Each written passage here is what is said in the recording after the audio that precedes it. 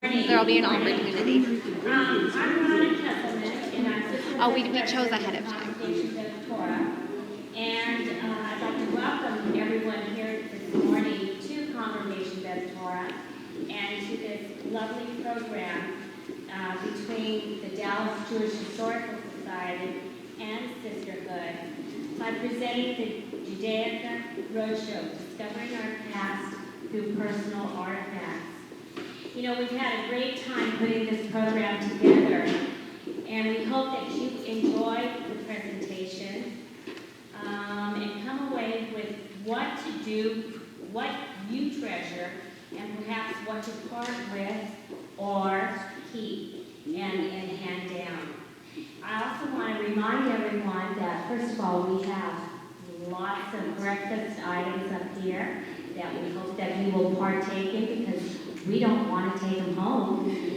And our La Door gift shop is open in case you just need another artifact.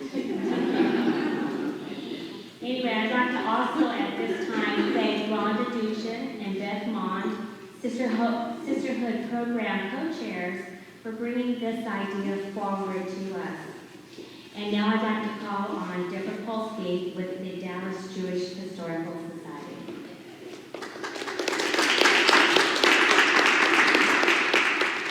Hi, I'll do what Ron did. Stand off to the side. Us short people have big allowances, you know. I'm Deborah Polsky. I'm the Executive Director of the Dallas Jewish Historical Society, and we are so thrilled to see all of you here this morning. This was an idea that had its generation many years ago, but never kind of went anywhere until recently one of our board members suggested it again. And so obviously we decided to look at Antiques Roadshow to see what that was like. And we tried to come as close as we could, you know, to a local version, and we hope that you'll enjoy it. We really appreciate the efforts of our participants, the people who loaned us their artifacts, who brought them, sent us pictures, made us aware of some of the wonderful things that are out there in the community. If we had all day, we could have had another 20 people, thanks to all the people who sent us photographs of their items. And we are the only Jewish historical society in town, and artifacts are what we deal with.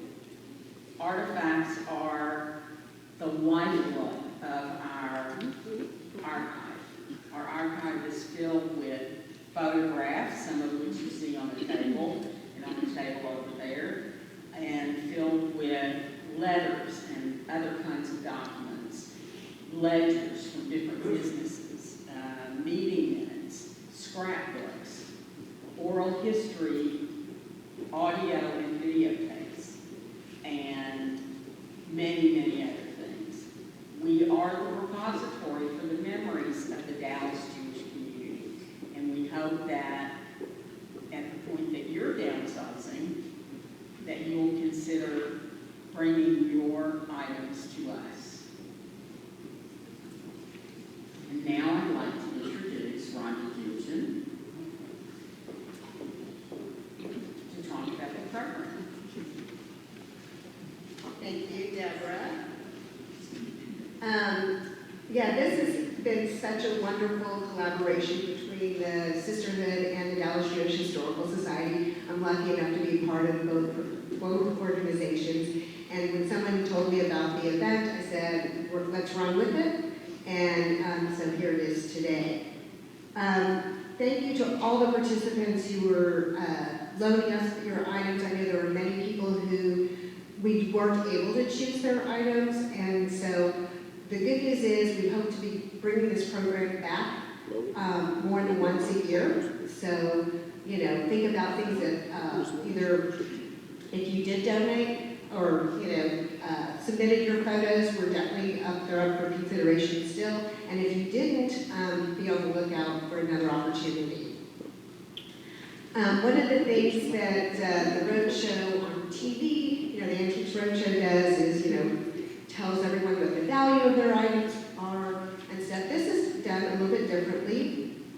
Our wonderful appraiser, Genice, who you'll meet in just a minute, spoke individually with each of the participants on their item and their market value. And she'll go into a little bit more detail of how that came about, as well as learn a little bit from each of the owners of these items and their history. So I hope you'll enjoy the show, and I'm going to introduce Beth Mont, who is my co-chair, and she will introduce Janice. Good morning. Jenice Lee, owner of Harvest Estate and Appraisal Services, is a senior accredited appraiser in the DFW area, where she works as an appraiser, estate consultant, and speaker. She's been a featured guest on Newsbreak with Renee Nash and Spotlight on Business with Taylor Thomas in Washington, D.C. to discuss the appraisal industry. And she was featured on the PBS television show Chesapeake Collectibles for the 10th season. Ms. Lee is an accredited senior appraiser of the American Society of Appraisers, where she currently sits on the Personal Property Committee Board and serves on the Diversity, Equity, and Inclusion Committee. She's also an accredited member of the International Society of Appraisers, where she serves on the Antique Furniture and Decorative Arts Committee and is the task force leader for their Diversity, Equity, and Inclusion Initiative. She has completed appraisals for estate tax calculation, estate and financial planning, insurance coverage and loss claims, division of property, and non-cash charitable contributions. She's worked with institutions such as the Doman Black Heritage Museum, the National Museum of African American History and Culture, and Howard University. We are so fortunate to have her here today. Please welcome Jenice Lee.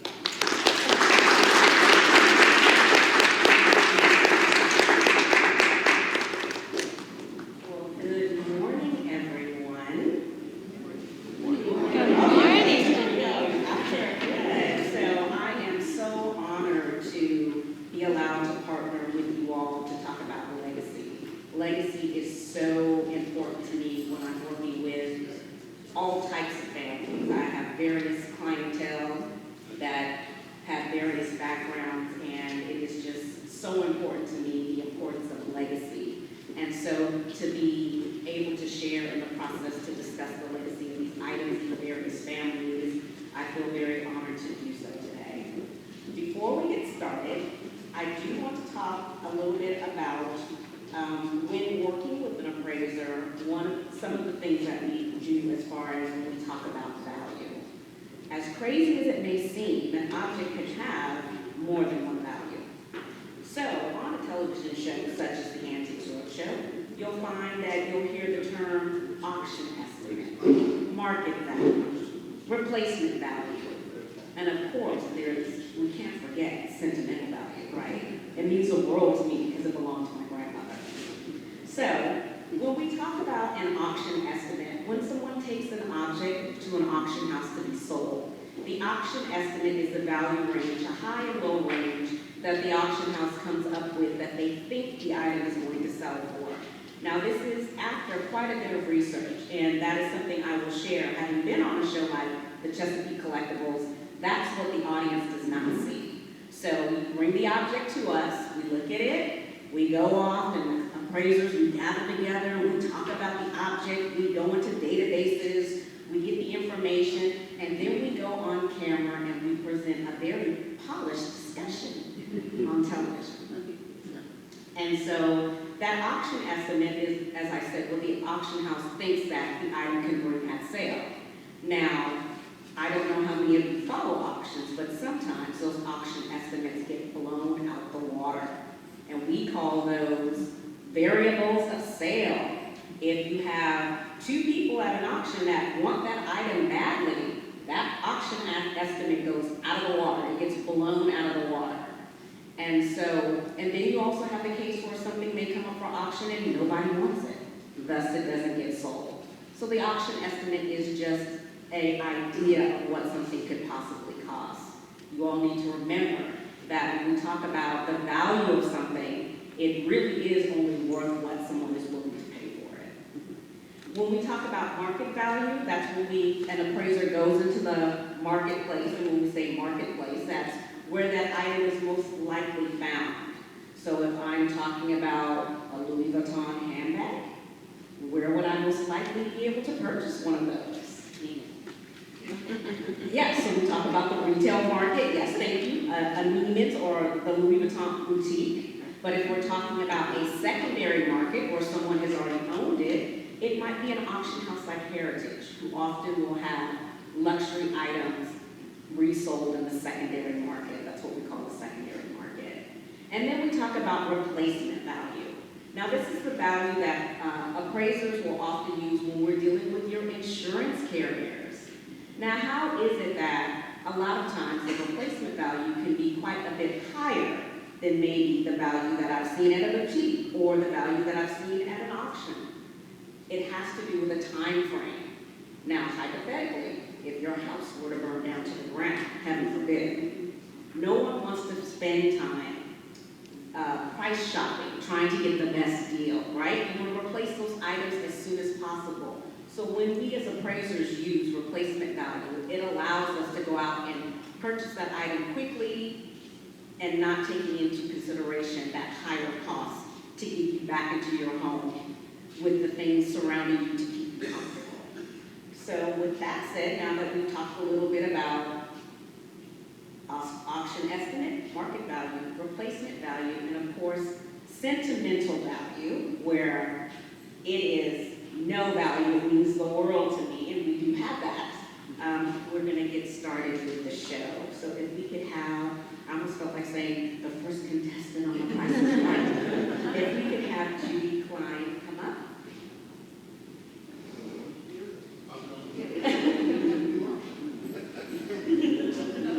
All right, let's give them a little encouragement.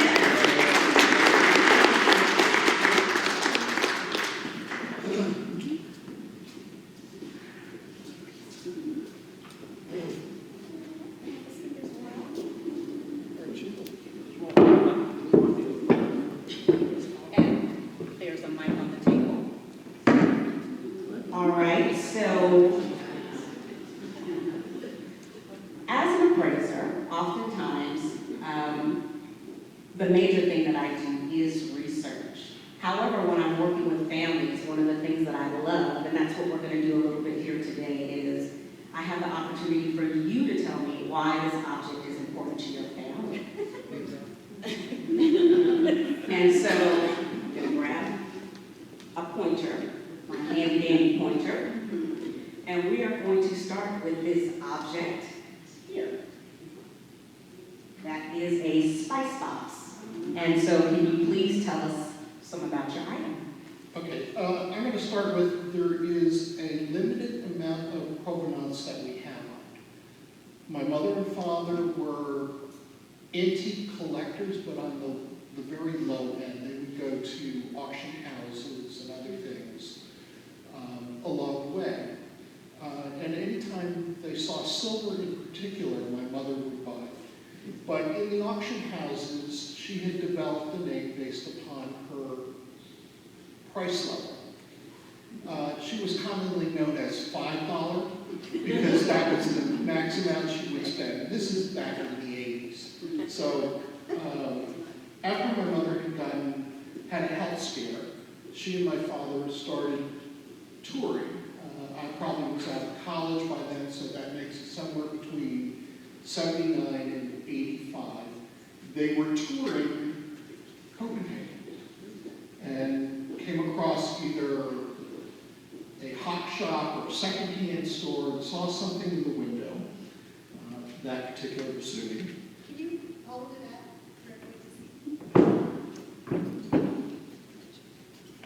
All right, ma'am, thank you.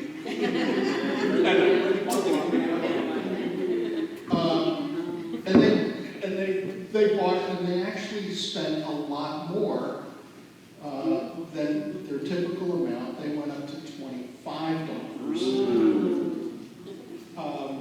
And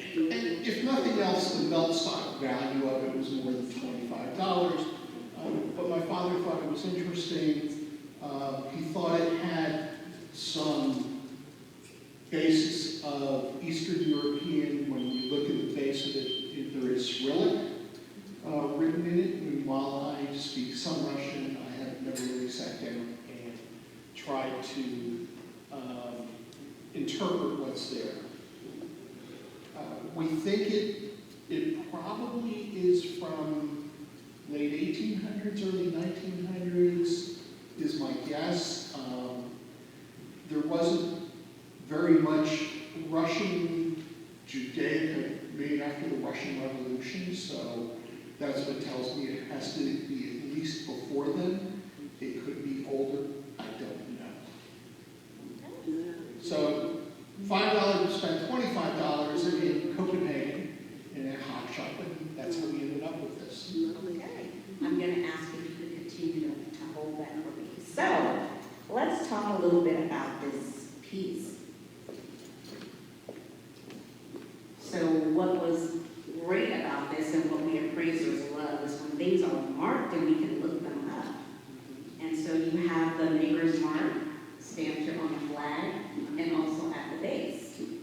So this is Russian. Now, I will say about the maker that I was unable to figure out the maker. The marks were in a Cyrillic alphabet. What we do know is that the mark, which is of a woman's head looking left, flanked by a silver finesse mark of 84, which is what is used in Russian silver, was a part of a new system of marking known as, oh, Genice is going to butcher this, Kokoshnik. I'll spell that. Kokoshnik.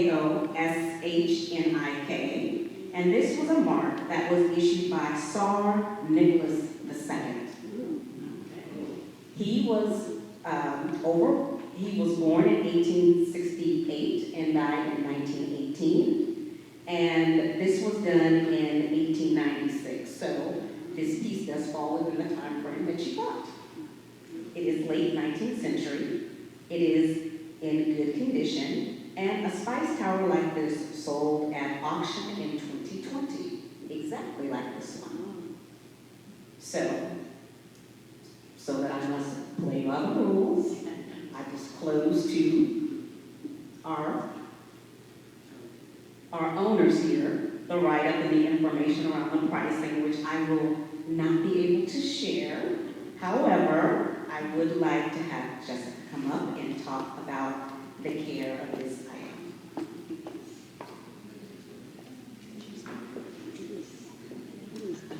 Hello, everybody. For those of you who do not know me, my name is Jessica Schneider, and I'm the archivist for the Dallas Jewish Historical Society. So, silver is definitely a divisive material in a lot of collections, because do we polish or do we not polish? Do we handle or do we not handle? Do we want to use or do we want it to just look? Those are questions that are often asked. And so I'm going to give you the how to care for it best at home based on what you might want to do with your object. And there's no right answer. There really is not. So when silver tarnishes, it's called oxidation. Oxidation is caused when a material, in this case silver or silver alloys, because silver is really soft and is often mixed with copper or other metals to give it a little bit more strength, or other metals are plated with silver. When silver reacts with atmospheric compounds like sulfur on a chemical level, it creates silver sulfide. And so that's the black layer that you see on a lot of silver objects. It's what the tarnish turns into. There's many layers of tarnish. There's sort of the oil slick when it kind of starts getting dark, and then it gets darker and darker. And so very tarnished silver, a true copper sulfide, is that black finish that you see. It creates the layer of tarnish. And so it's a question among collection staff and museums often, and maybe in other disciplines as well. Do we leave it or do we clean it? Cleaning it would allow us to see the detail. It would allow us to see the luster, especially when objects are on display. This might be desirable because we want to see the pretty shiny silver. But there is also discussion that if it's going to remain in storage, we might want to leave that layer of tarnish because it's effectively protecting the object. And anytime we clean it, it's removing a layer of silver. And over time, if we do this repeatedly, we're ultimately going to weaken the object to the point where it could crack or bend or be at risk of other physical damage, or it might just lose the detail that we like to see in these silver objects so much. Handle these with clean hands, clean cotton gloves, or clean nitrile gloves, and that will help reduce the transfer of acids and oils on our hands that speed oxidation and etching. When we talk about cleaning silver judiciously, if you want to maintain the sheen, the luster of silver, if your silver is already clean, or if you do want to undertake the steps to clean it, you will then store it wrapped in either silver cloth, which has particles of silver or other metal compounds, and then sort of absorbs atmospheric pollutants before they have a chance to come in contact with the object, or you'll wrap it in unbuffered tissue paper, and then in a polyethylene or other archival plastic bag, as a Ziploc style bag. This will help reduce the interaction it has with the air around it, and thus reduce the speed at which it will tarnish. It will tarnish. We cannot eliminate all air, even in display cases, even if they can be airtight display cases. There is no true way to protect from oxidation. That is known as inherent vice, and that's just the composition of the material that pardon me, I'm not excited, will ultimately interact with the air around it, and it's just one of those things that we deal with when it comes to preserving objects. If you want to display the object, display out of direct light. This is mainly because of the heat that direct light generates. It is not particularly sensitive to light itself, but it can be sensitive to heat. And it is definitely sensitive to moisture. And so we also store these objects or display these objects out of places that have strong fluctuations in temperature and humidity. In our own homes, that's challenging. And so we just do the best we can. It's also important to consider other objects you might be storing your silver around. Wood, for instance, ubiquitous, right? It's all over our homes, and we don't necessarily know the composition of the varnishes or stains our wood interacts with, but it off-gases. And this is when the material that something is made of literally off-gases into the air around us. Anything that we're around off-gases in some way or another, and that can actually accelerate oxidation. In some metals, it can also accelerate aging and a lot of other materials, but I'll get into that a little bit more at another time. If you do choose to clean your silver, there's a lot of options out there. There's a lot of resources. There's a flyer on everybody's tables that links to my notes today. So I'm sharing a lot of information. There's a way that you can look back and also review this. There's a lot of resources out there for cleaning your silver. And my recommendation is to use a soft abrasive rather than baking soda mixed with water rather than a dip. The dips can be a little bit too strong for some delicate silvers. Alright. So that is my spiel on silver, and I will talk a little bit more, go into some more detail when we talk about candlesticks a little bit later.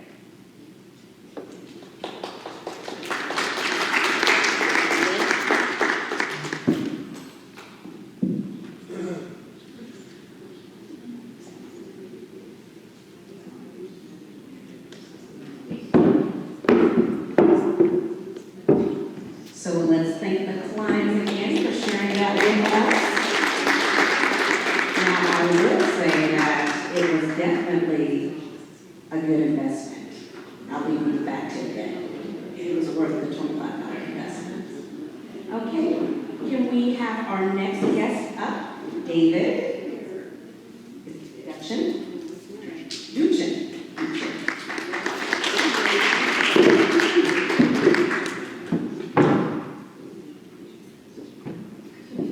Sat on the wall this time, obviously. All right. Can you reach your object? Yes, I can. Okay, so tell us what you have brought to share with us today. So I have two prayer books that were my dad's. And my dad was born in 1924, Eddie Duchin. And his family was from Hungary, and he's a first generation.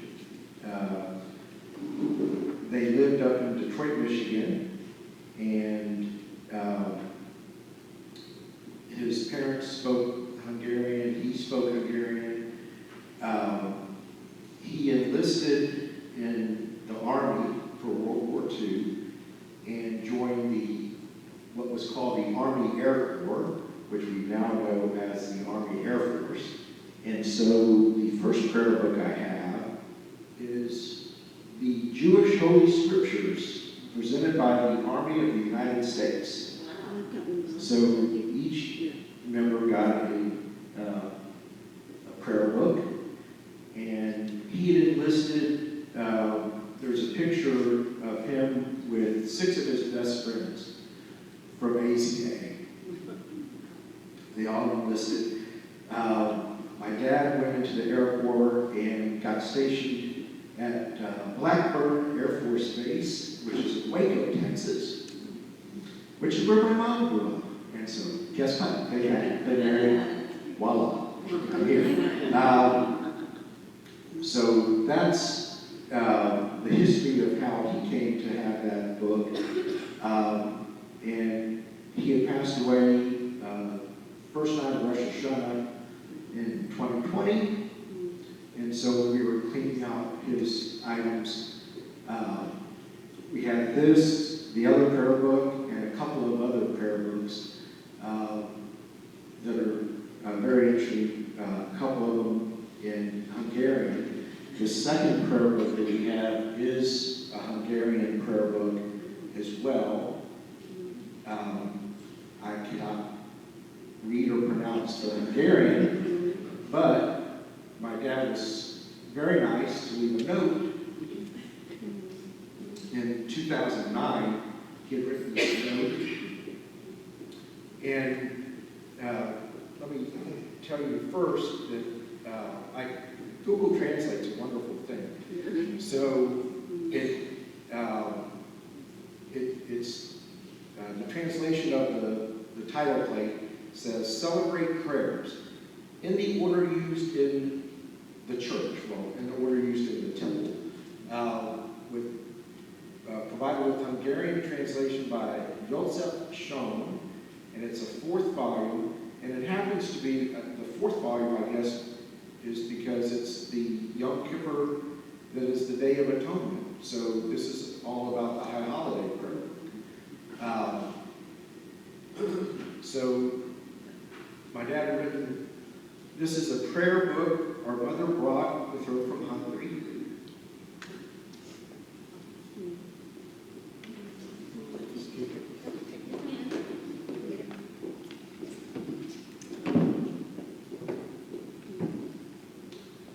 I'll try one more time. He had an older brother and a younger sister, older brother George and a younger brother Betty.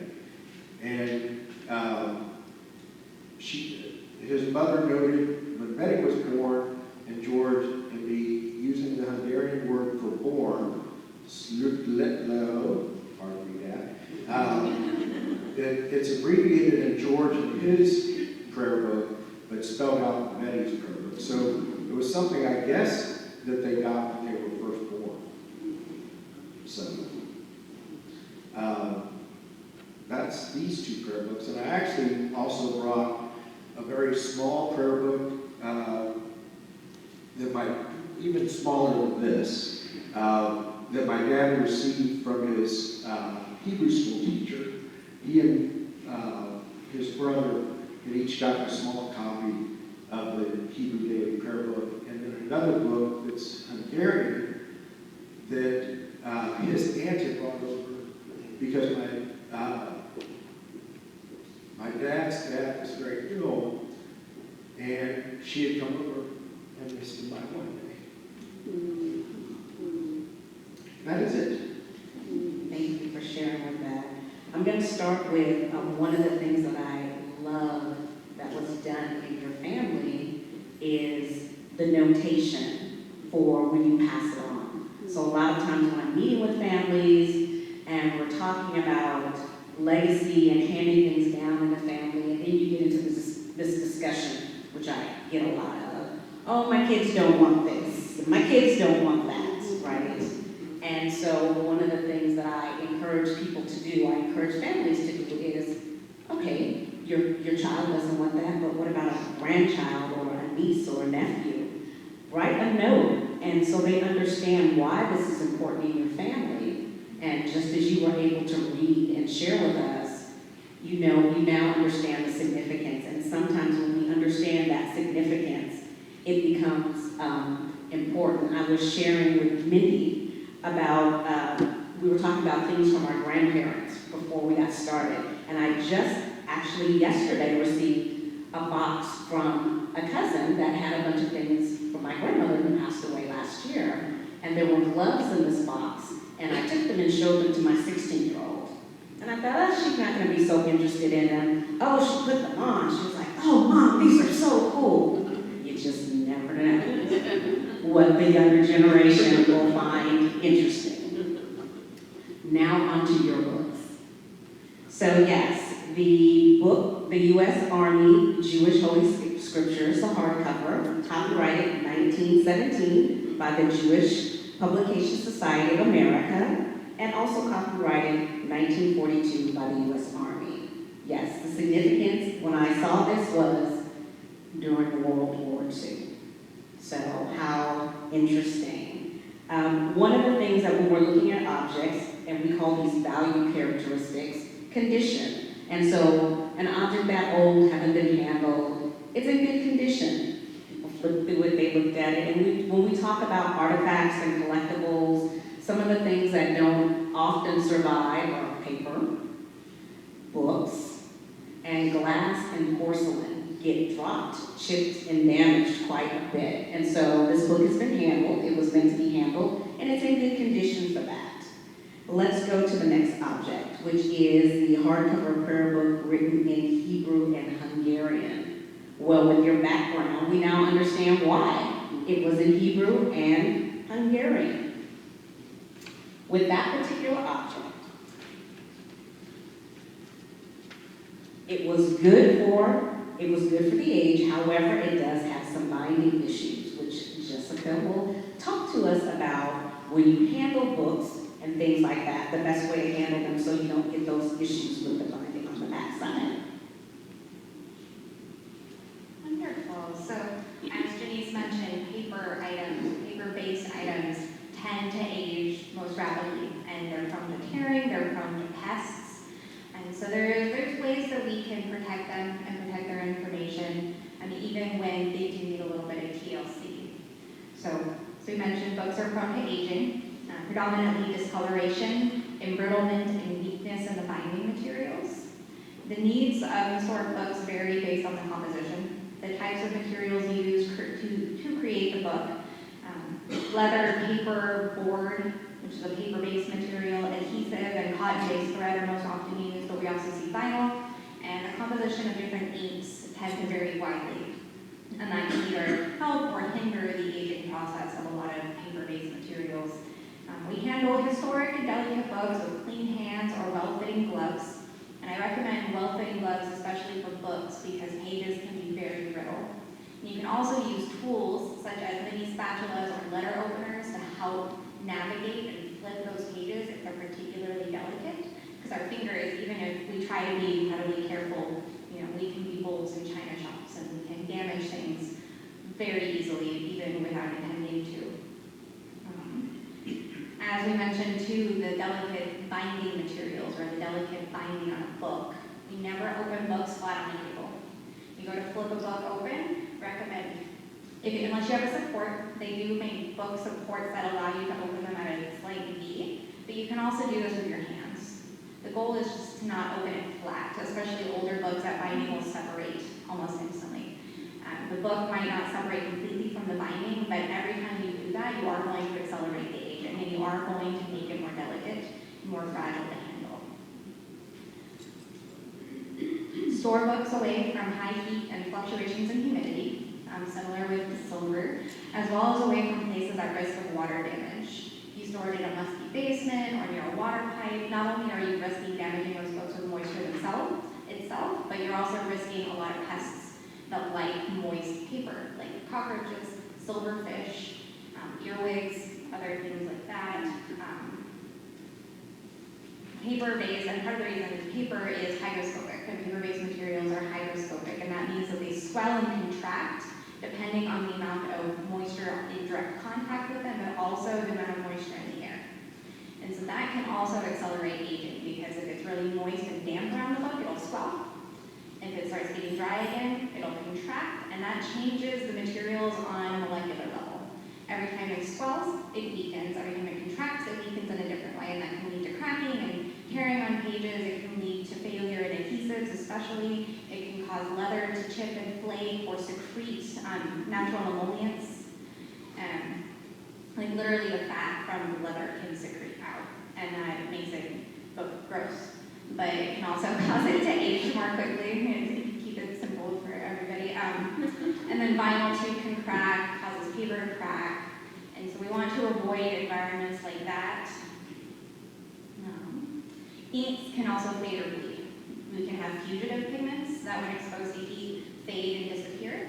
Depending on the type of ink and the age of the book, inks might actually bleed if they're exposed to wetness or humidity. If you display your books, if they're on a bookshelf, same thing. Keep out of direct light. It might fade because of bright light, but it will also be affected by the heat. And binding materials are particularly affected by the heat.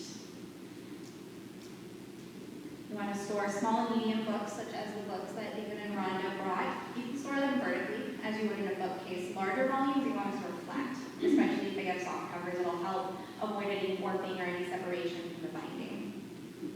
And you can protect your volumes from further damage by storing them in specialty phase boxes that you can purchase at preservation sites.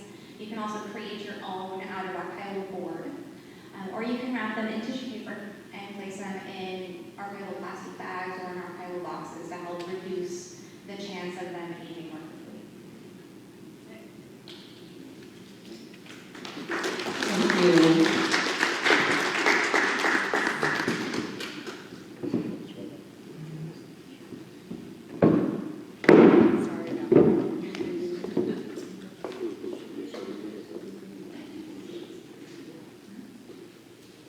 Okay, so we are going to travel back in time a little bit. Bernie, could you come up and talk to us about what you brought today?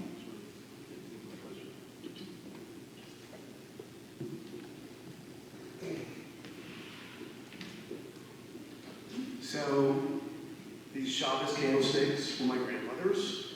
I've got some facts that I'll share, but also give some more information. My grandmother came over from Rygrat, Lomzo, Poland in about 1905 with her father. She had 3 sisters. She was the youngest. So when I say my grandmother's, they were probably her father's and his wife, who did not make the travel because she died in childbirth in Germany while giving birth to her, the younger brother. Anyway, they came to New Orleans in 1905, and I really didn't know about that. They survived a lot of stuff, and I'm very fortunate that they are here today and that I inherited them. They're very meaningful. They've been through maybe at least 1 trip over from Poland, maybe 3, because I know my grandfather came over 3 times. I'm fortunate that they didn't go to one of the other sisters, one of them died in Gulfport during the 1920 flu epidemic. Another one somewhere else, so my grandmother got them. I don't remember them. I don't remember them at her house. They kept Shabbat. We kept Shabbat. We didn't live near each other, so I actually never saw them being lit as a boy. So I haven't really stitched that together. My dad came over from New Orleans during Katrina, so they survived Katrina. We use them. So we use them. I mean, we don't put candles. I heard the talk about not touching them. We touch them. We use them. We don't put candles directly on top. We use like a little thing to keep the wax away. I'll be a little bit more careful now after what I heard. A little bit more paranoid as well. But they're very meaningful to me. I knew all the facts. I don't have the stories, but I want to say that because of this event and the conversations, I was able to stitch together other things that made me think about it. For example, it made me think about, even though I never saw them being used, I knew that my family was religious, right? My grandfather was a Malamed, which is a Hebrew teacher. I witnessed one time being at my family's house. The only time I can remember being there on Shabbat, I touched the television, which was off. But just touching it made my uncle wince visibly, because you're not supposed to do that, right? so I knew from that, like, I was able to stitch these things together, and then it made me think, okay, where did they come from? Like, who actually gave them to my grandfather? Was it possibly his wife's family? Was it his family? Was it a gift? A lot of these facts that, you know, Jenice will share make me go more. I want to learn more. There's a lot of stuff. And to me, like, the value of these objects is, first of all, the object exists. It's great that you have a picture, but it's actually an object. But it's also more difficult. It's in my will, but I'm really going to be careful about which one of my children I'm going to give this to. Because I don't want it to end up like, you know, in just some shelf or some auction. And you know, I want it to be part of the family. So those stories are really important to me, and I really like the concept of like writing down the story, because you've got to, that's going to be where it is. Otherwise, it's just an object, right? It's just silver, which can deteriorate over time. So it's, to me, it's the story and weaving that with the facts that's really the magic. And this, I want to thank everybody for inviting me here, because this has made me focus on the story and putting those pieces together. Thank you. Well, I can tell you that it was a joy to sit down and talk with everyone. And I was just fascinated and intrigued as we talked about the great escape of these candlesticks. From flooding in New Orleans to coming across the ocean, and the fact that they made it here. They moved around and they remained in great condition. And that's what I mean about when we are able to share these stories. I mean, we have no idea who handled them prior to the members of your family, aside from when they left the maker's hands, who touched them. And so, again, everyone, we have these sterling silver Sabbath candlesticks. And the maker, I don't know what's his name. Do you want to say his name? You got the first name, Eliezer Joseph. Maybe I got the Majerowitz, okay. And so he is known simply by initial L, and possibly the first name that you, Eliezer. So again, this has that 84 on it that I mentioned that tells us that they're sterling and that they're Russian, and they're from the city of St. Petersburg. Now, when you're looking at silver, there is the maker's mark and the assayer's mark, the person who actually makes them, and then the person who forges them. So that is indicated on the base of these candlesticks around the bottom. Now, then there's the city and standard mark, and these date from 1741 to 1896. And it is a combination of an anchor, a grapnel, I'll spell that for you, or grapnel, G-R-A-P-N-E-L, and cross scepter. And assayer's mark is simply indicated as the letter, capital letter O, capital letter C. And it came back as unable to identify who the assayer's mark is from. But as I mentioned before, the 84 indicates that it is sterling silver, and the age on these candlesticks is 1876. Now, what is awesome about these candlesticks is that a pair, very similar to the ones that we're looking at here, reside in, I'm going to spell it, W-A-R-Z-A-W-V Museum. They actually have a pair online that you can go look at and see the motifs and the decorations on this pair of candlesticks are almost exact to the pair that are owned by the museum. And so I do have that information for you so that you can go and take a look at them. Jessica's going to talk a little bit more, but to the point of polish and not to polish, sometimes the maker's marks, when families are polishing, fade and rub away with time. And that makes it hard for us to identify them. So please keep these things in mind as you care for your silver. When I did the research on these pieces, again, we were able to find yours in the museum. We looked at auction houses and at galleries that carry. Judaica.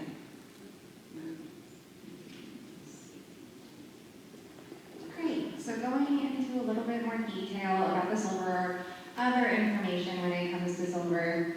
Of course, when items are utilized, it's challenging to follow museum quality standards and handling, and that's sometimes not what we want to do. And when they're really special to us and we want to utilize them regularly, so that's exactly the right thing.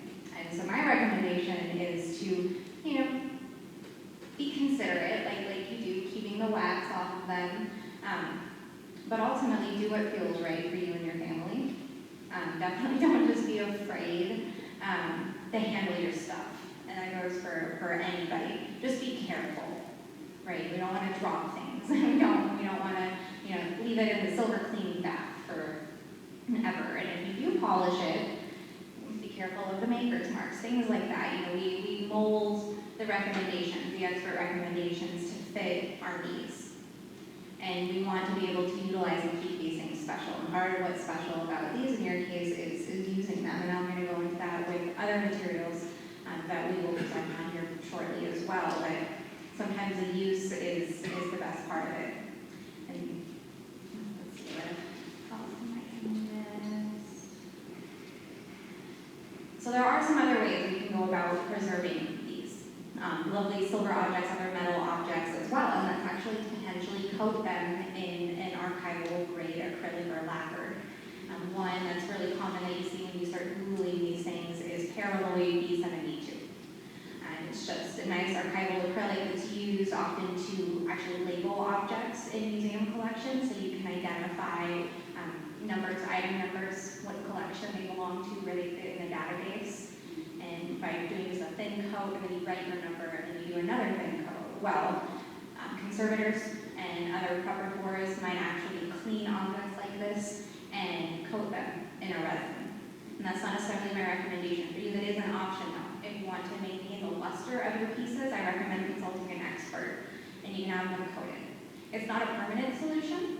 It will need to be cleaned, the lacquer is cleaned off and recoated at some point in time, but you do have several years, maybe even a few decades, depending on how it's stored and what material is used to maintain that luster without risk of oxidation. It's the closest you can get to an anoxic environment, which is free of oxygen.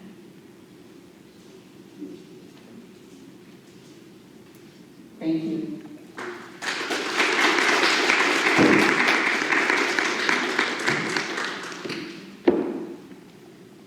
We're going to move on to a different type of object. So we looked at two silver objects. We are going to look at a fine art painting. Joan White, if you could please come up and share with us about your art piece.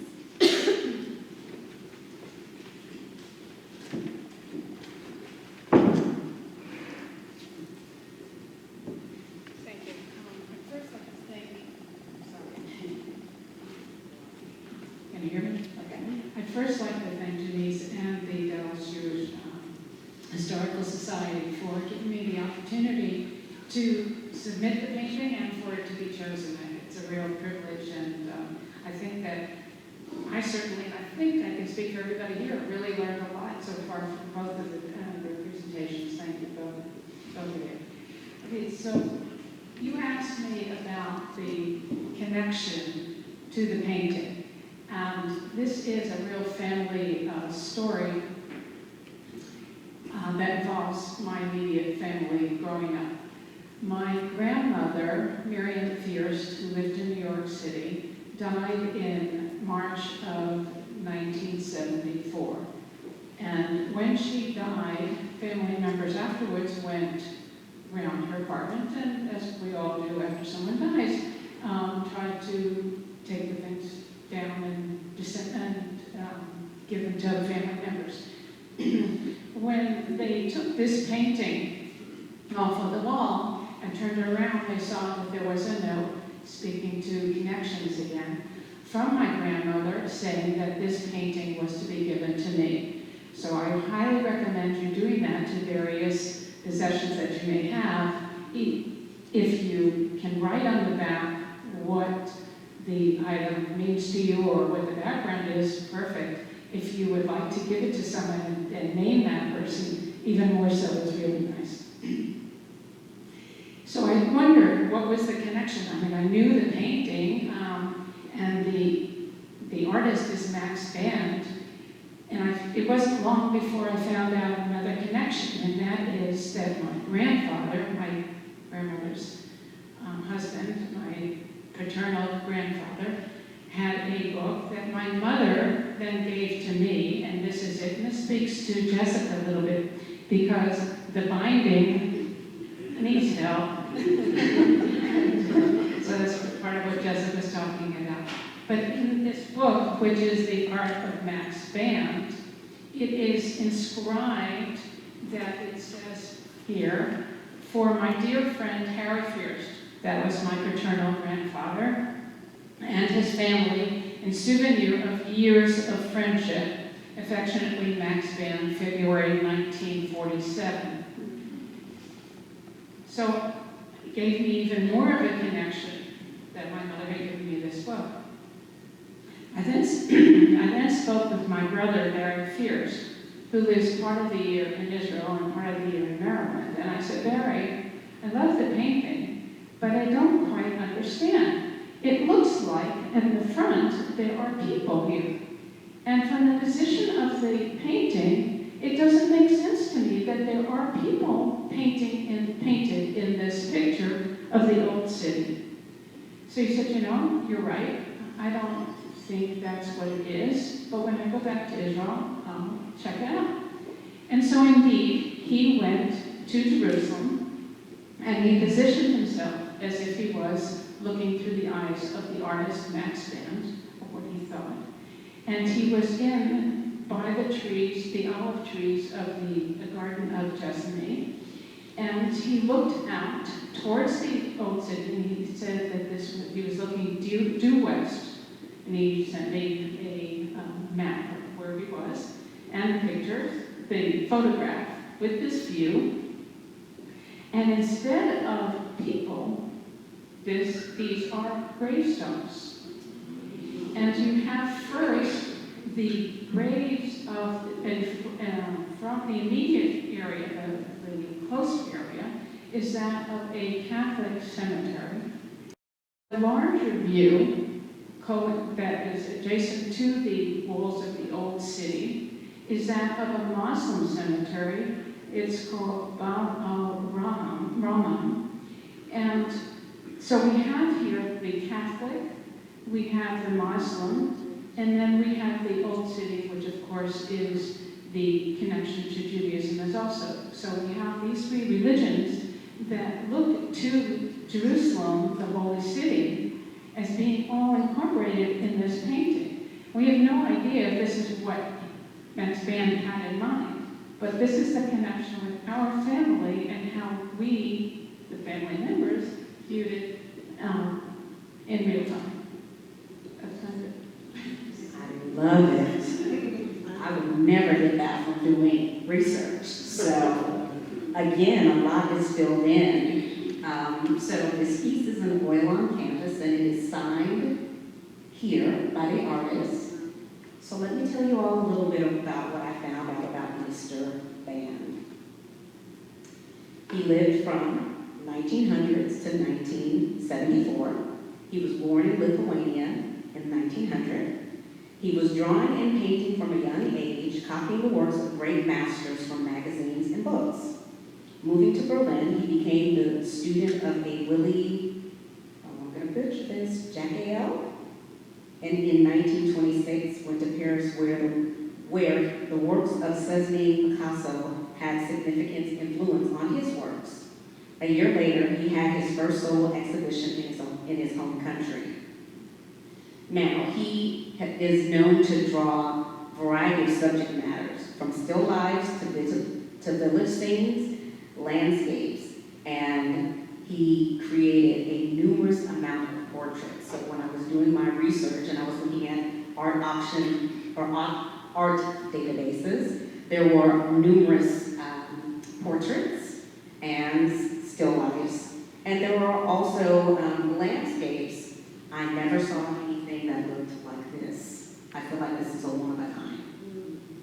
I saw various other types of buildings, but nothing like this one. After the start of the Second World War, he immigrated to America, where he permanently settled in 1954, and he lived in California. Now, his works are held in the Jewish Museum of Berlin and numerous other public collections, and of course, by your family. Okay. Now, we're going to talk a little bit about condition issues. So there was some crackling in the paint in a few areas due to temperature changes, and Jessica is going to talk to us about that. So when it comes to oil paintings, they're actually some of the more stable artifacts. Oil paints themselves are not prone to fade, and they're not really prone to direct temperature or humidity. It's the support on these paintings, the canvas, the board, the frames, the strainers, those materials that tend to cause condition issues on the pigments themselves. And so we see that most often. And every kind of painting, every kind of art has its own unique set of needs. So oil painting on canvas has own specific needs as well. The condition issues that you run into and the preservation needs that you run into are going to be a little bit different than an oil painting on board, for instance, or masonite or other materials like that. So we always handle oil paintings, or we try to. I definitely always do this in the archive, for instance, and in other settings. Sometimes in real life instances, things need to be a little bit different. But we always handle paintings with two hands on either side, either the top and bottom or the left and right of either the frame or the strainer. And this is really just to limit the risk of physical damage. You're less likely to loosen a joint because of weight or pressure on one particular part of the strainer. You're less likely to drop something if you're carrying it thoughtfully with two hands, that kind of thing. Wear gloves or use clean hands if you ever need to touch the surface of a painting. Similar with metals or even books and paper. The oils and acids that naturally secrete on our fingertips will accelerate aging on anything we touch.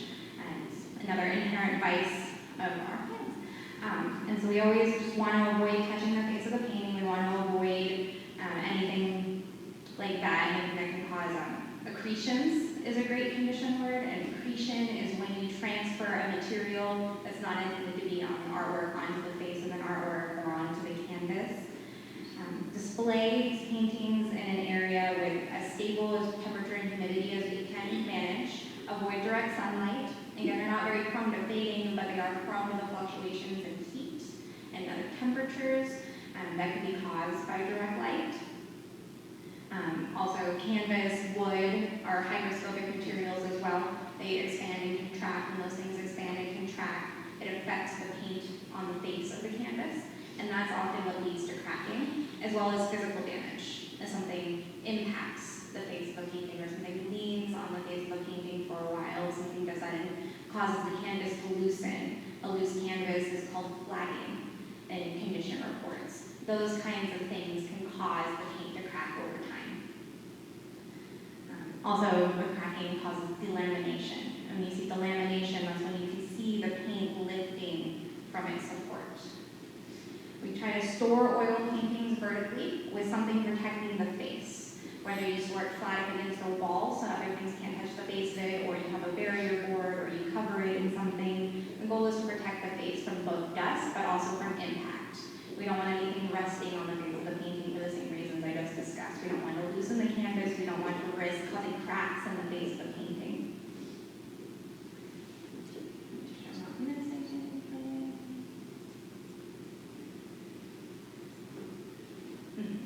And if we do anything that causes flagging or strain on the canvas, it reduces the integrity over time.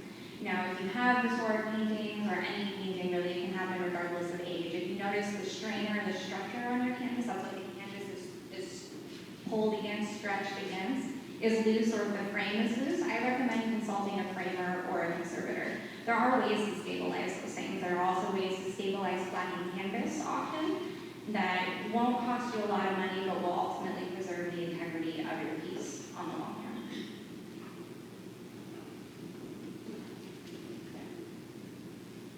Do you want to say something about lighting around the piece? Thank you for reminding me. So while these things aren't necessarily prone to fading and direct light, we do want to reduce the light as much as possible. Our eyes adjust more readily than we might realize, and can actually work and view art and things at lower light levels than we think might be necessary. And light is, it's called the reciprocity principle. Low light for long periods can equate to high light for short periods of time. And so if you are going to display the piece, you want to have it displayed in such a way that will preserve it as best as possible.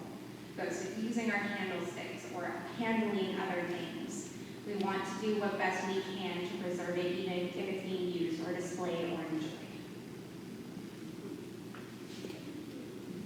Thank you.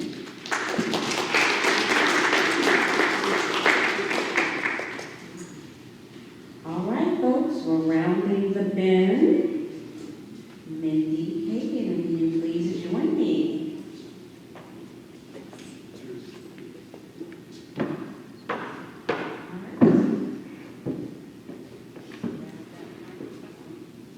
All right, so we have another medium here. I'll show it before I grab the mic.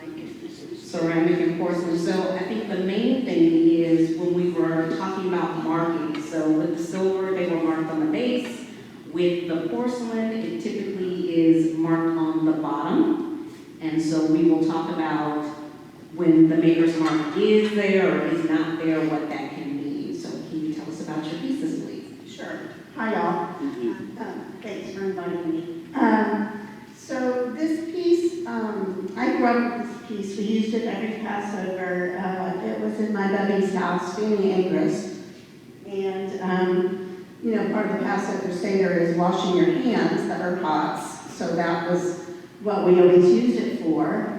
And my Bubby told me that this belonged to her mother and her grandmother.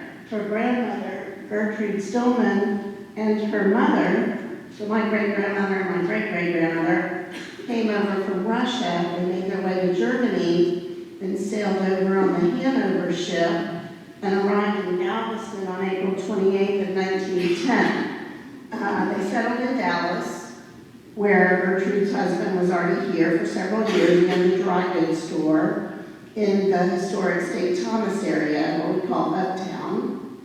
And they moved to South Dallas some years later, and I believe this was gifted to my great-grandmother on her wedding somewhere around 1912 or 1913. Her name was Rose Serper. And I became the first grandchild, and so when they died, my mother and my grandmother died the same year, 2007, and I was lucky enough to claim that. And I have continued to use this for every Passover as a hand washing set, and Jenice is going to speak to something funny about that. But it's been in our family now for 120 years or so, and it's just really a nice piece for me.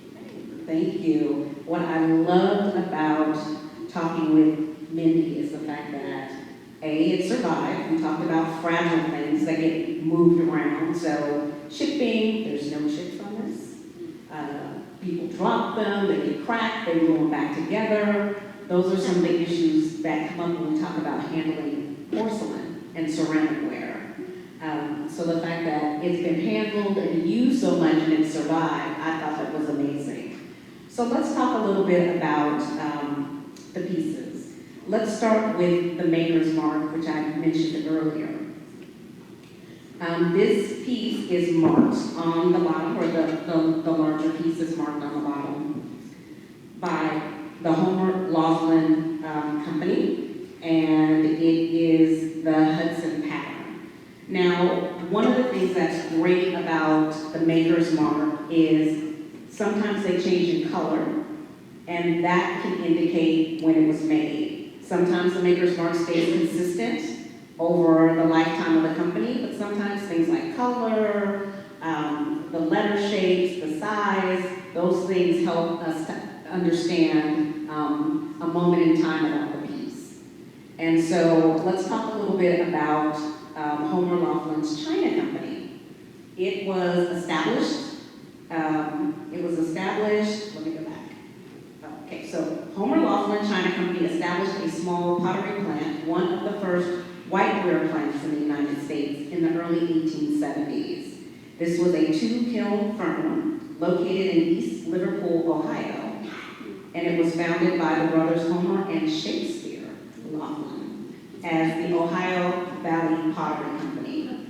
It later became known as Laughlin Brothers, and this was according to Warman's Antique and Collectibles, which is a great reference if you all have not seen any of their books, and the website. The company excelled at the Centennial Exposition of 1876 in Philadelphia, where they were recognized with an award for the best whiteware on display. In 1879, Shakespeare sold his interest in the pottery to his brother, and Homer ran the business for more than 2 decades until he eventually sold it to a group of investors. The company's then bookkeeper, William E. Wells, along with Louis Aaron and his sons, Charles and Marcus, assumed ownership in 1897. The new owners moved the firm to Newell, West Virginia in 1907 and built a new factory that boasted 30 kilns. The factory still operates in that location today as the HCL Inc. A family of companies that includes Hall China as well. So as time went on, these companies were assumed and absorbed by other companies, the names changed. Now this, I love this point. You all know about Fiesta Ware. A lot of you know that. They are also responsible for the creation of Fiesta Ware, a brightly colored line of dinnerware introduced in 1936. So let's go back to these pieces. Well, after I got to looking at the actual pieces, come to find out, these vessels that had been used so lovingly by Minnie's family had another purpose. And that's the thing that I love about families. We are very practical. And so we will make use of the things that we have to benefit what it is that we're doing. And so the lower portion that is stamped, the Hudson Company, is actually a vegetable dish that should be covered, that is missing its top. And the upper piece is actually a gravy boat that's served to pour the water. One is stamped and one isn't, which we call that a marriage. And it happens in more instances than you believe in the antique world. There are marriages with furniture pieces, where people will take an object and join them together. And this is a married piece because one is stamped by the Homer Laughlin Company and one is not. And so sometimes when I'm researching things and I'm talking to families, I love the fact that when I spoke with Minnie and I said, well, this is what I found out, she burst out laughing. And I said, I love your sense of humor because, believe it or not, some people don't have a sense of humor when I report back when I found out about stuff. And so I love the fact that your family uses this, and I hope they will continue to use it and care for it, even though we have found out some other things about it. As I told you, necessity is the mother of invention. Exactly. So let's thank, I'm sorry, let me knock it off Jessica, who's going to tell us about taking care of ceramics and porcelain.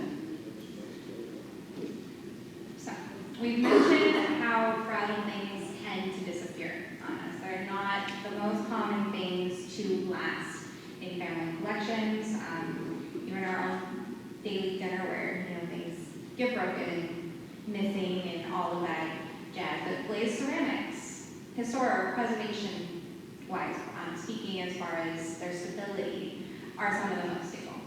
They're not prone to light, some fluctuation in humidity, really temperature, right? You take a really hot item or really cold item and stick it on a surface of the opposite temperature, it's going to crack or break. We see that all the time in glass. Happened to me just the other day. but it's not really going to be prone to light levels. It's not really going to be prone to, if you have it in your basement versus your attic, that's not going to necessarily affect its aging. Physical damage is the number one risk to these items, as we mentioned, the fragility. People mishandling them or mishacking them in moves, things like that are what's going to cause them to break or chip or crack or shatter. So barring anything like that, they're actually some of the most stable. And I think that's part of the reason Mindy's lovely items have lasted as long as they have. One common condition issue that we see with glazed ceramic is called crazing, and that's when we see crackling in the glazed surface. And that can occur when we see heat and humidity or exposure to moisture over long periods of time, and also sometimes just the composition of the glaze itself. Sometimes just inherently, it'll either occur during the glazing firing process or just over time. And those are things that we can't help, like inherent vice, things that make up an object's materials that cannot be helped. And so that's part of why we see a little bit of discoloration in the top and the gravy boat. And it's likely just because of exposure to moisture or air in the crazing that causes a little bit of oxidation based on the composition of the clay body itself or the glazes that are used. So that's something that we see naturally when it ages, and it's actually a great indication of all the love and use over the years.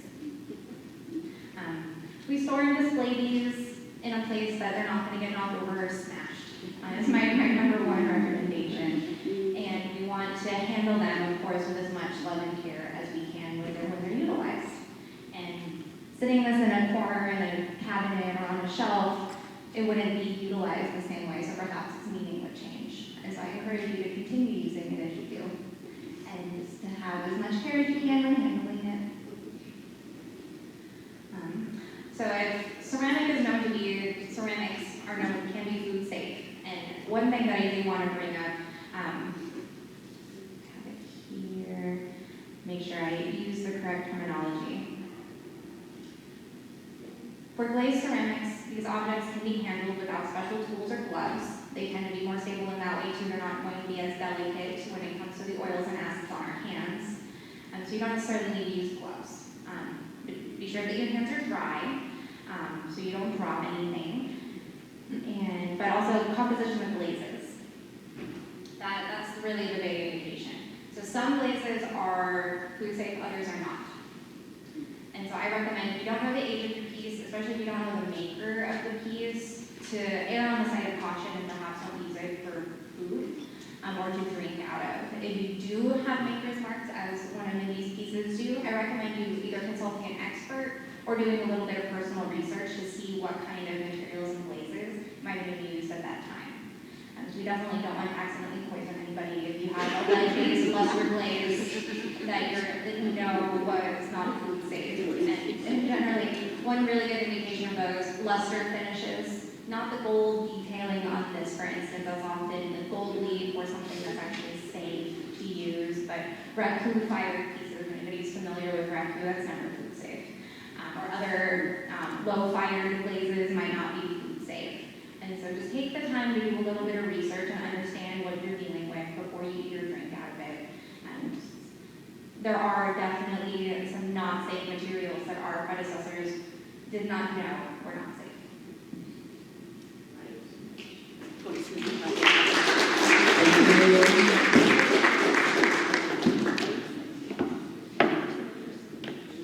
So I would like to thank each participant, and we are now going to do a fire round of questions and answers. Who has a question? Private Jessica Ormsa. What age would you pull an antique? 100 years old or older, or what age would you pull an antique? Like almost find an antique. That is a great question and an area of debate and discussion as what we identify as an antique. Now, I think the dictionary definition says 100 years old, but you know, as we move forward in time, things like stuff from the 1950s and the turn of the century are now being considered as antiques. And so in the appraisal world, we like to use the term vintage. We like to use the term collectibles. But when I started in the industry, things that were considered antique were things from the 1800s. So we were looking at 1800s, 1700s as what we call or considered to be an antique.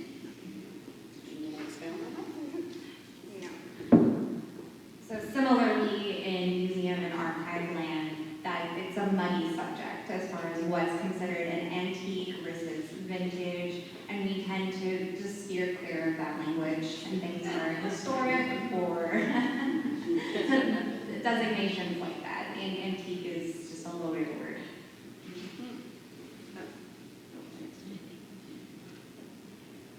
What do you recommend somebody, I'll just say me, my husband and I, what do we do if we have nobody to leave anything to, but we do have some things that we consider lovely, valuable, or whatever?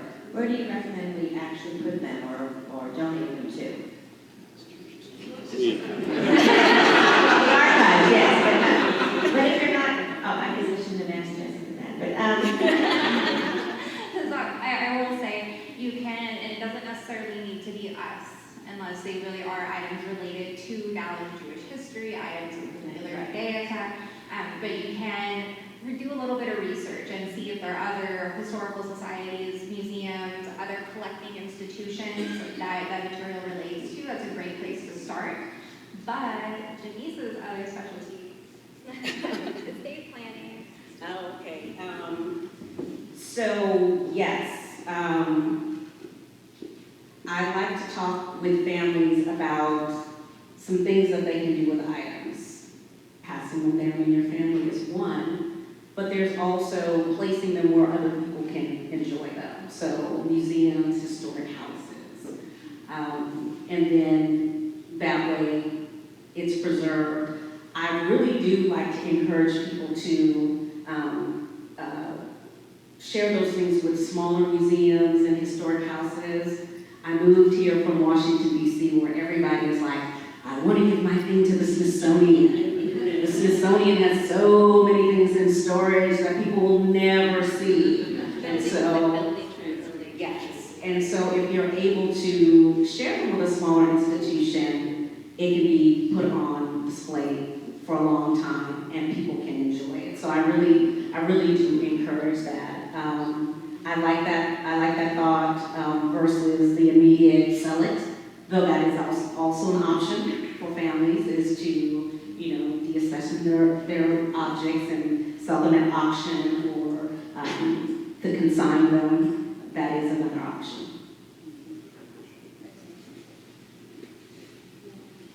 Any other questions?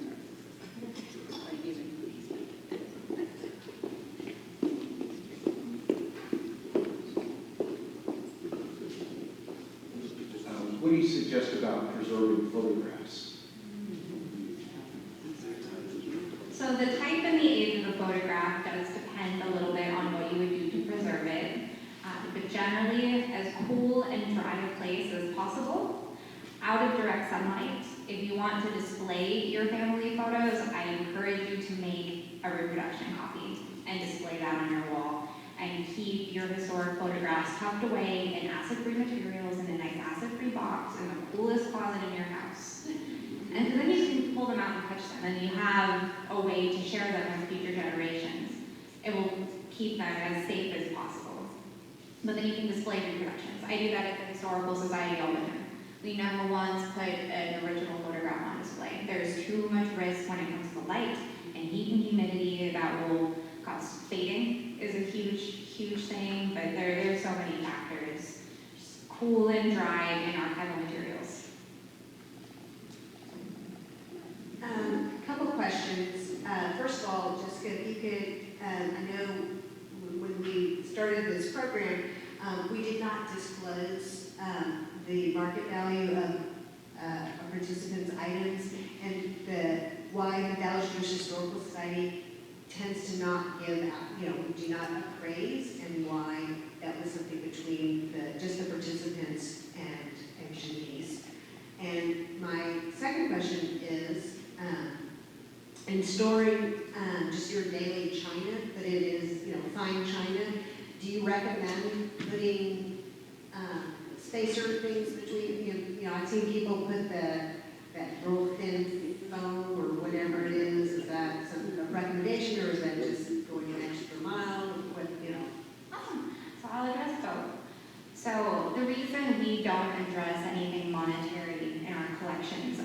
because they're invaluable, essentially. When they join a public trust, such as a collecting institution, a museum, an archive, a historic home, things like that, their monetary value really only matters when it comes to insurance. And there are different layers of that as far as what might be, what a collecting institution might gather, what information they might seek. They may or may not have something appraised to get a true market value, or you can kind of guesstimate.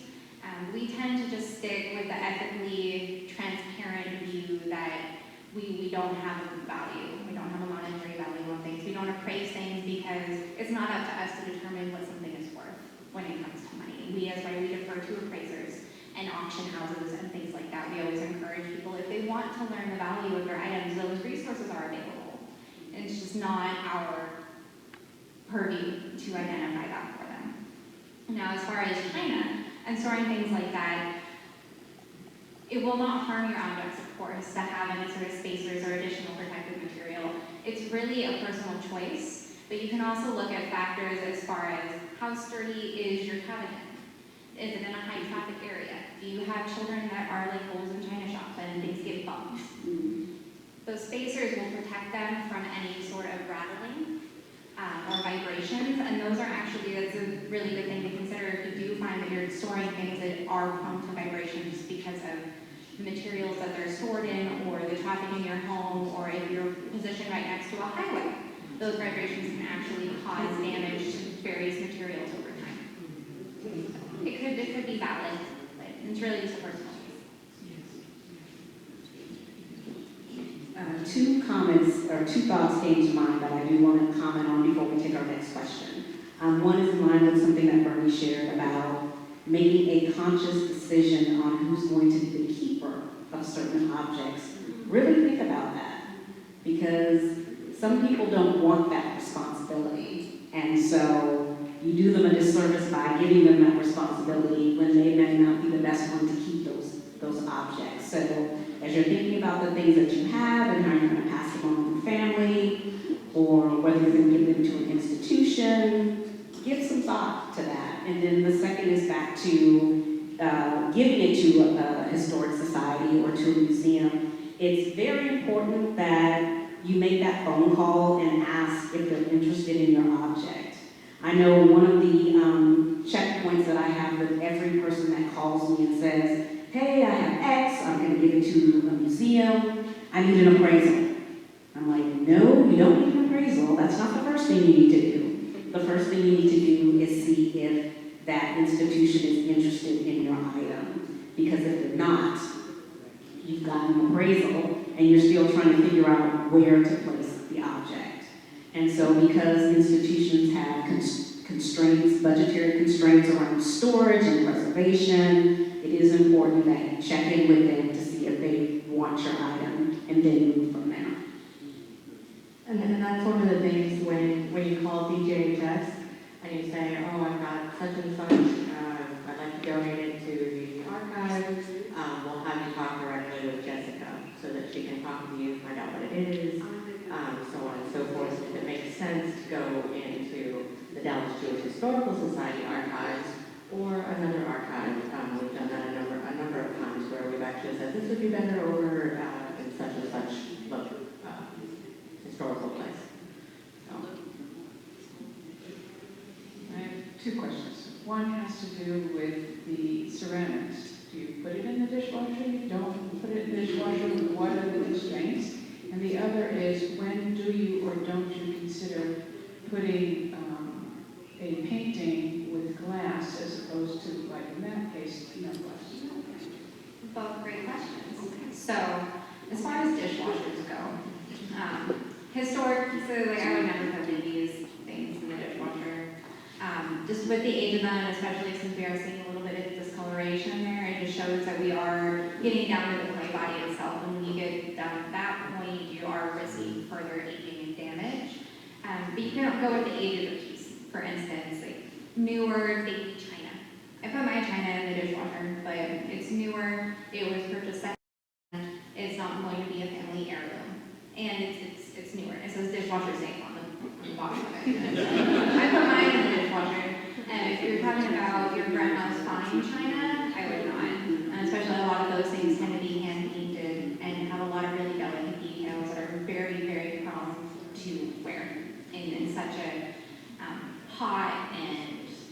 abrasive environment, such as a dishwasher.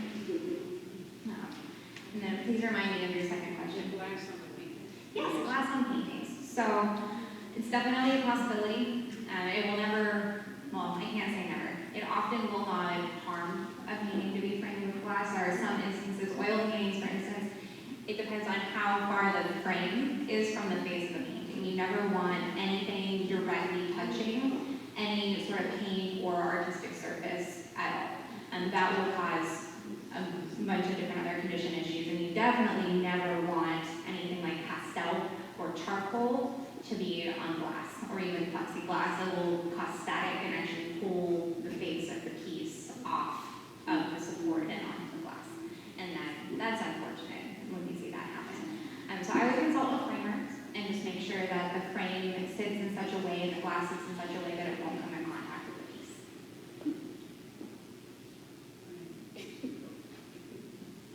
On the books, do you recommend when they get unbound, I know there's like even a place in Dallas rebinding, is that recommended or not? Yes, it very, very much can be, and there are specialists here in Dallas. There are different classes you can take to learn to rebind your own books. We have had volunteers in the past who've taken those classes and learned a ton, and so it's definitely a possibility. And just consult somebody who is super knowledgeable, so we use materials that will help prolong the life of your objects rather than using materials that will cause them to age more quickly. Okay. I've got a second question for Jenice. In your estate work, how often do you see family conflicts related to passing things down? How do you push your best practice to avoid this? Ooh, that's the smoking gun in the room. Yes, unfortunately, I have seen that conflict. Some to the extent of, we should have been on Jerry Springer. And I almost want to defer, I want to put her on the spot. Can I put you on the spot? Do you have some recommendations? We have an art attorney with us, Symmetria Goodson, and I would love for her to answer that question. First of all, thank you so much for this program. This is fantastic, and it's so lovely to meet you all. So I am an art lawyer. I am not a trust and estates attorney, but I work alongside trust and estates attorneys to help answer questions as to what needs to happen when you're passing along objects. The best way to prevent there being squabbles is, first of all, to understand that when human beings are a part of anything, there's a high likelihood that memories will fade and emotions will be involved in something like estate planning. So the best thing to do is to plan for those things and to have definitive decisions and then to work with estate planning professionals to make sure that your wishes are fulfilled according to what you would like. Also, leaving notes, and even now we have devices, right? You can record videos. There's a lot of things that you can do to sort of ease the transition, especially if you know you have maybe some children who don't see eye to eye, or you see different generations, first cousins and second cousins, and all of those folks. Even leaving a video, even writing something to sort of set the tone for what you would like to happen when you pass away is good. But definitely working with a trust and estate attorney and being very clear about your intentions is the best thing to do.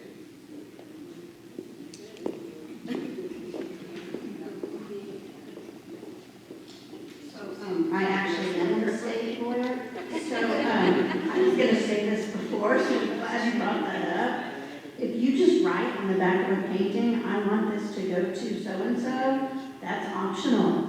The only way to ensure that your pieces go where you want them to go is to put them in a will and have your will be properly executed with 2 witnesses and a notary.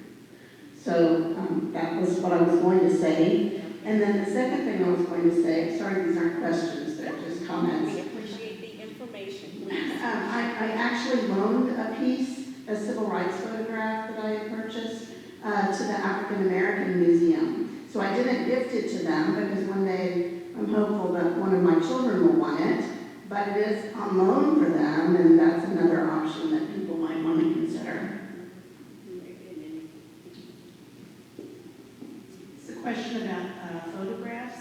50-some years ago, we probably all did the same thing with those horrible magnetic photo albums, which were not magnetic at all, but sticky. And I've since upgraded my life into electronic and I'm scanning, but you can't get them off. So what's the best way? Is there a way to remove those pictures, or just like a bullet, just scan the sticky page as it is? I definitely recommend scanning the sticky page as is, because that also preserves the original order of the album, which has a lot of value when it comes to remembering the person who put the albums together, or if there's any particular order for a reason. If they don't come off the sticky pages, you can cut the photos with the sticky page intact, cut it along the perimeter so you're not damaging the photograph. That removes at least some of the awful sticky acidic paper and the awful sticky adhesives from off-gassing around the photograph. Over time, that adhesive will age to the point where it should just fall off. You can also use like little spatulas, like I mentioned. I'll even add my link to my mini spatulas to the webpage that you can find with the QR code, because I love them. They're seriously, they're multi-use wonders. But you can try to gently sort of pry them off. It's such delicate work though. If the photos don't come off the paper, my recommendation is really not to mess with them too much. Mine really isn't a question, it's more like a statement in that I have a bowl, a crystal bowl, cut crystal bowl, that was my mother's. It was passed down from first daughter to first daughter, first daughter. My mother gave it to me about 30 years ago so that I could enjoy it while she was still alive. I think sometimes some of the things that you might treasure, if you want to give, make sure that you get to someone that you give it to them while you're still alive so you can see their enjoyment while you're still alive.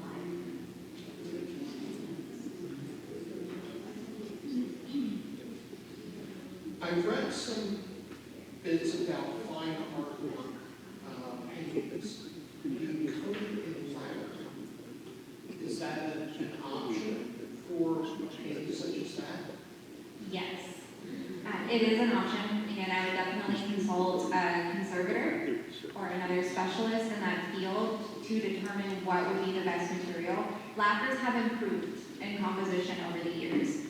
It's definitely something that requires consultation. Not all materials are going to be the best for the artwork that you have, and sometimes they need to be cleaned. So previously used lacquers and other finishes can be removed before anything is added, and that's important because a lot of varnishes and other lacquers age and can actually yellow and damage the surfaces of works much more than we might realize. And we see that at the BMA too. Their conservation lab is visible to the public, and they clean things all the time to remove old varnishes. They Kimball recently had a project, I say recently, it's been several years, but we see that all the time in the art world, in museums and galleries and conservation labs, both removing but also adding different varnishes. It just takes consulting somebody who knows the specific needs.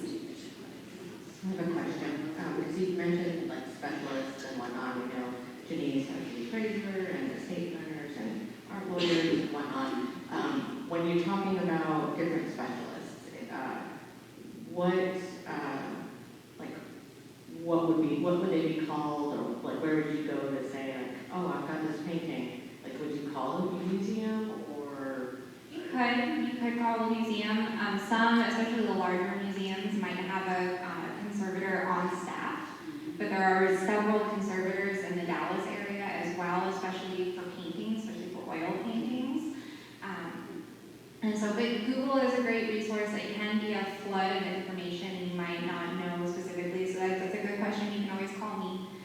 Even if I don't know somebody, I'm happy to help do the research to find the right person, because it can just be just such a sea of information. When it comes to artwork, definitely a conservator. Most other fine decorative materials